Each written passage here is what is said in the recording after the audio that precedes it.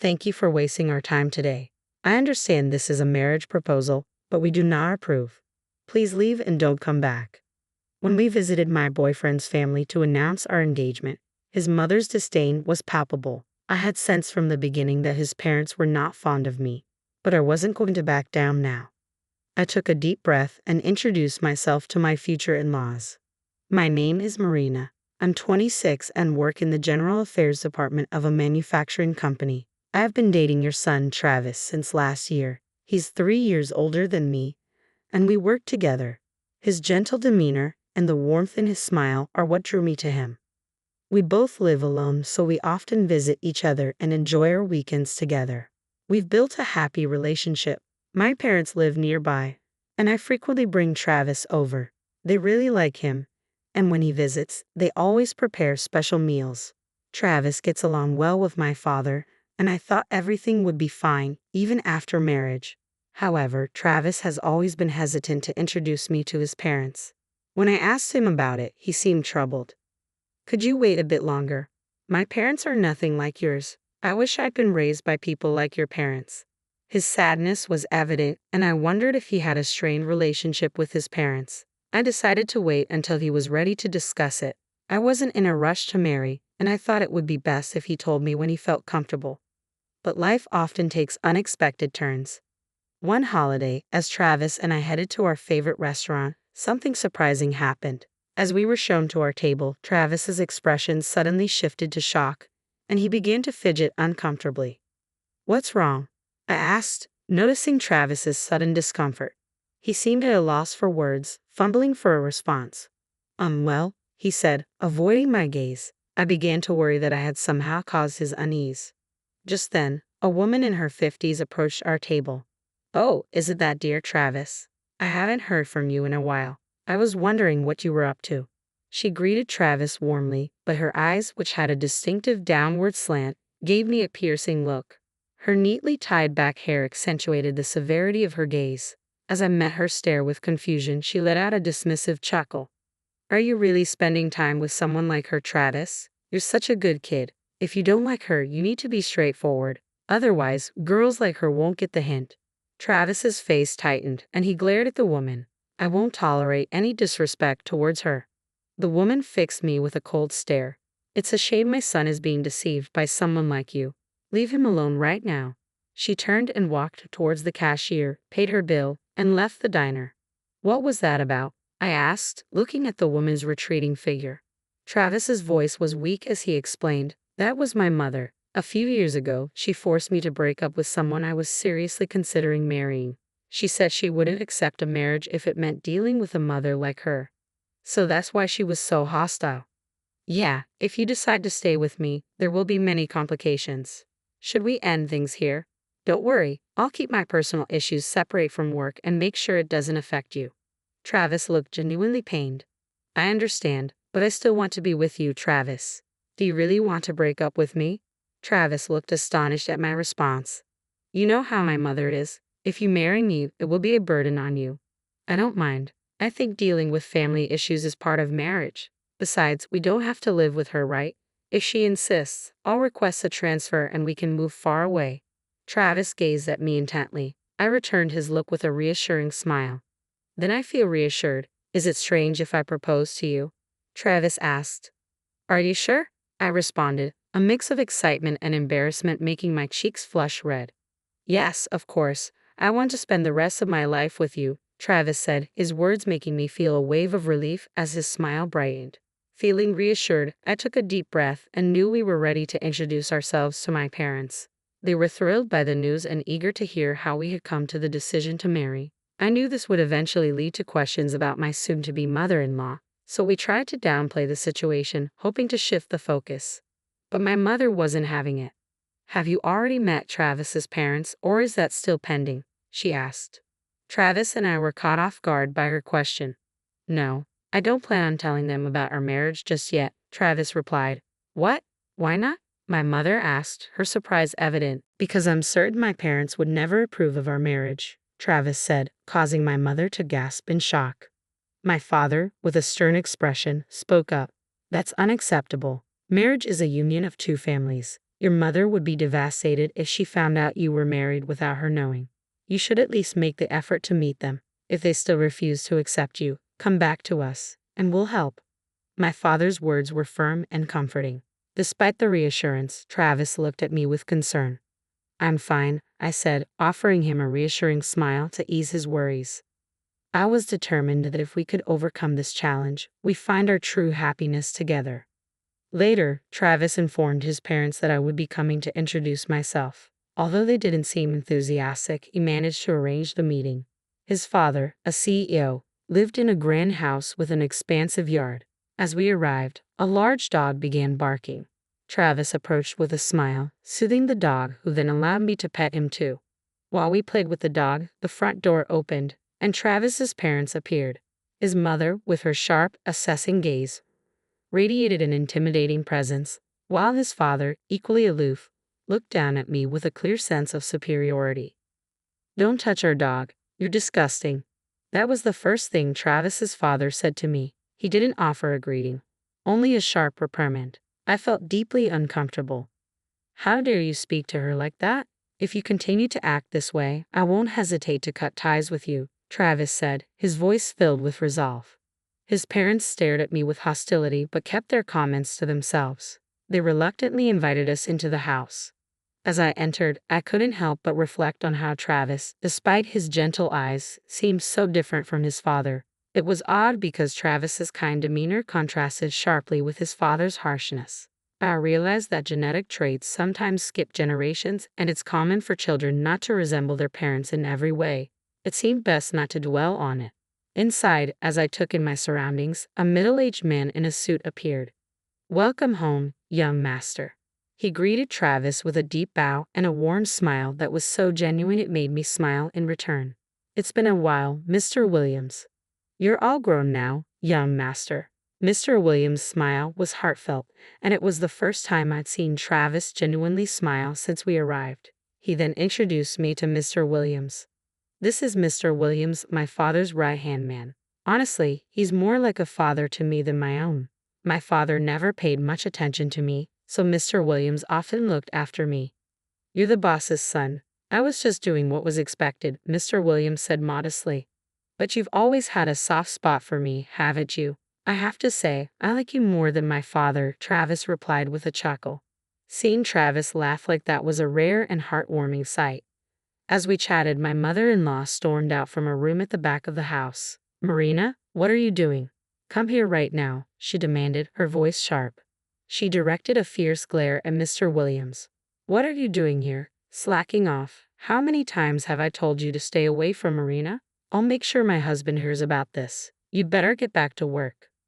Yes, ma'am. I'll do as you say," Mr. Williams stammered, quickly nodding before exiting the room. I wondered if being the CEO's secretary meant having to constantly cater to the CEO's wife's whims. Travis shot his mother an angry look. "Why do you always treat Mr. Williams so badly? He's worked so hard for Dad." "Quiet, you should follow your parents' wishes. I'll handle Mr. Williams. Now come over here," she replied curtly. Travis and I followed her to the living room, where we took our seats on the sofa across from my in-laws. My mother-in-law wasted no time getting to the point. "Thanks for wasting our time today. I understand you're here to get our blessing for your marriage, but we don't approve. Just go home and forget about this." I had anticipated her harsh words and remained unruffled. "No, thank you for taking the time to meet with us. Travis and I are in love, and it's natural for us to want to marry. Don't you agree, father-in-law, mother-in-law?" My mother-in-law let out an exaggerated sigh. "Oh, you really don't understand anything about marriage, do you? I've looked into you since our last meeting. You're just an average woman from an ordinary university, working at a small company. You've managed to ensnare my Travis, but do you really think you're good enough for our family? Marriage is about making a good match. Mom, Marina, and I work at the same company, in the same role. If Marina is inadequate, then so am I. We're a good match," Travis defended. "Travis, you're different. There must have been a reason for you to lower your standards and join that company. This woman had no other option, and besides..." My mother-in-law smirked, her gaze mocking as she turned it towards me. "It seems like you come from a poor family. Are you just after our money?" Her insinuation made my blood boil. I had promised myself not to let her provoke me, But when she insulted my family, I couldn't hold back. Please don't assume we're poor. What's wrong with calling it as I see it? Living in a rundown 50-year-old house, driving a car that's a decade old. Did I touch a nerve because I'm right? This is exactly why I can't stand people with less. My family home was built by my great-grandfather, a carpenter, and it holds sentimental value for us. As for the car, we simply like it and maintain it well. We're not poor. You did your research, didn't you? You should know what my parents do for a living. Yes, I know your father is a university professor and your mother is a high school teacher. I acknowledge their jobs are respectable. However, there's still too much of a gap between our families. Listen, Travis is set to inherit his father's business one day. Don't think for a second that the daughter of mere educators is fit to marry my son. With that, my mother-in-law let out a loud, derisive laugh. Travis stood up, his face hardening into an expression I had never seen before, a stark contrast to his usual gentle demeanor. It was a waste of time trying to talk to you. I'm severing ties with you all. I can't forgive you for bad-mouthing someone I care about. Marina, let's go. There's no point in trying to convince them anymore.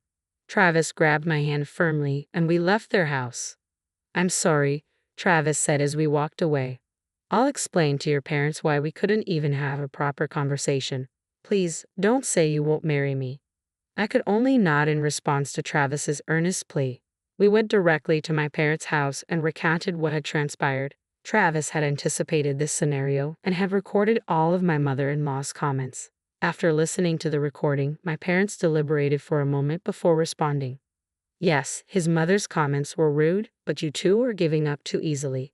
We'll work on a strategy, so you should continue with your wedding preparations. If you both have decided to marry, parental approval isn't essential. However, it would be best to seek Travis's parents' blessing if possible. My mother's calm words helped us feel reassured, and Travis and I nodded in agreement. We decided to leave the issue of Travis's parents to my parents and focus on planning our future together.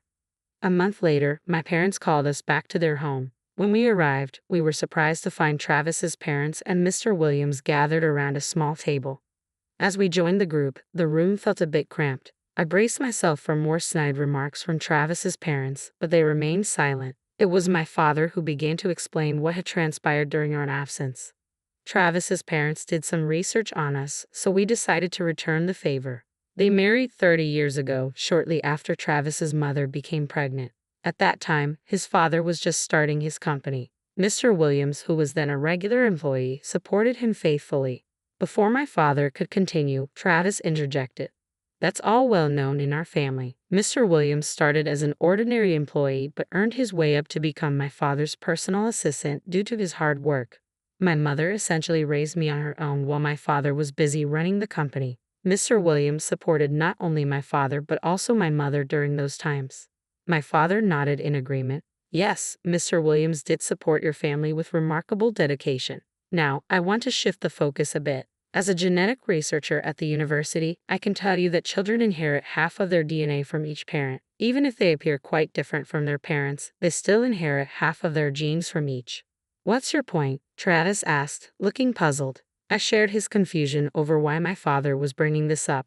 My usually calm father now wore a serious expression as he addressed Travis's parents. Please listen carefully. I hired a detective to investigate your family background. Your father is diligent in his work, and Mr. Williams has been a steadfast supporter. Your mother is so dedicated to her housework that it's truly admirable. However, when I examined your photos, I noticed something unusual. Neither of your parents has a widow's peak, but you, Travis, do. This trait is dominant, meaning the child with a widow's peak must inherit it from a parent with the same feature. Additionally, Travis bears a striking resemblance to Mr. Williams, particularly with the drooping eyes and the widow's peak. This led me to consider the possibility that, and that's why I invited your parents here. After my father finished explaining, Travis stared at his parents and Mr. Williams in shock. I'm a French teacher like my mother, and although I excel in my field, I've never paid much attention to such genetic details. Even if I had, I'm no expert in genetics. Breaking the silence, Travis's father began to speak. 30 years ago, I was so absorbed in my work that I neglected my family. When my wife announced she was pregnant, I had been concealing my infertility from her. I was furious about her affair, and she was equally upset over my secret.